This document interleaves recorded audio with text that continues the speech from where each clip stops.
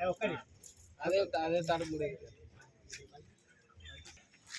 State Congress party జిందాబాద్ high high Congress జై జై Congress high high Congress జై జై కాంగ్రెస్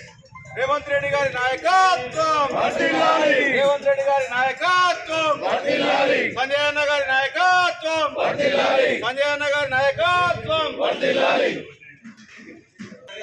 కాంగ్రెస్ పార్టీ జిందాబాద్ రేవంత్ రెడ్డి గారి నాయకత్వం వర్ధిల్లాలి రేవంత్ రెడ్డి గారి నాయకత్వం వర్ధిల్లాలి సంజయ్ అన్న గారి నాయకత్వం వర్ధిల్లాలి సంజయ్ అన్న గారి నాయకత్వం వర్ధిల్లాలి హై హై కాంగ్రెస్ జై జై కాంగ్రెస్ హై హై కాంగ్రెస్ జై జై కాంగ్రెస్ రేవంత్ రెడ్డి సంజయ్ అన్న గారి నాయకత్వం వర్ధిల్లాలి జై సంజయ్ అన్న అన్నాడు తర్వాత బీసీ మంత్రి అన్నాడు అదే బీసీ మంత్రి అని అన్నానే అనుకుంటున్నా మళ్ళీ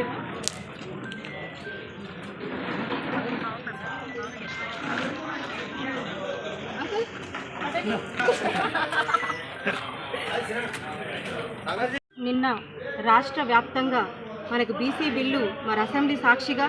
బీసీ బిల్లు రిజర్వేషన్ మనకి ఇవ్వడంతో మరి గౌరవనీయులు ముఖ్యమంత్రి గారికి అలాగే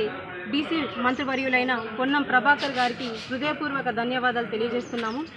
ఈరోజు చరిత్రాత్మక నిర్ణయం తీసుకోవడం జరిగింది కాబట్టి మరి బీసీలందరూ ఒక పెద్ద ఎత్తున రాష్ట్ర వ్యాప్తంగా పండుగ చేసుకోవాల్సిన విషయం ఇది. మరి ఒక బీసీ రిజర్వేషనే కాకుండా మరి గతం నుంచి వచ్చిన 15 నెలల నుంచి వచ్చిన 48 అది ఒక ప్రవేశపెట్టడం జరిగింది. అట్లాగే గతంలో ఉన్న ప్రభుత్వాలు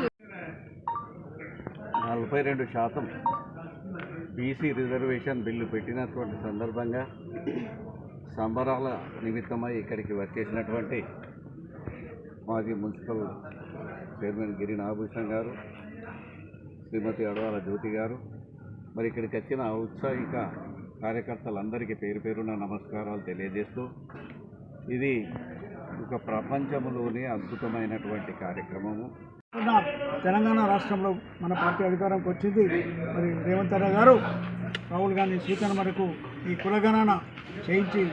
ఈరోజు నిన్న అసెంబ్లీలో 42% రిజర్వేషన్ కొరకు బిల్లు పెట్టి పాస్ చేసిన సందర్భంగా ఈరోజు కాంగ్రెస్ పార్టీ పక్షాన జగిత్యాల నియోజకవర్గంలో సంబరాల కార్యక్రమం ఏర్పాటు చేయడం జరిగింది. ఈ కార్యక్రమంలో పాల్గొంటున్న అడవాల జ్యోతి లక్ష్మణ్ తాజా మాజీ చైర్పర్సన్ గారు, రాయకల్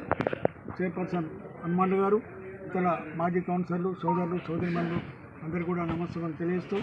మరి ప్రతిరోజు 16 గంటలు పనిచేస్తూ మన ముఖ్యమంత్రి గారు ఎంత కష్టపడుతారో మనం చూస్తున్నాం. మరి వారు చేసే పథకాలను ప్రజల్లోకి తీసుకెళ్ళి ప్రభుత్వం చేసే పథకాలను తెలియజేస్తేనే వాళ్ళకి తెలుస్తుంది. ఎందుకంటే గత ప్రభుత్వాలు ₹1 చేస్తే ₹1000 ప్రచారం చేసుకుంటారు, కానీ ఇప్పుడు మనం 1000 చేస్తే రూపాయి ప్రచారం కూడా జరుగుతలేదు. కాబట్టి దయచేసి ప్రజలు, కార్యకర్తలు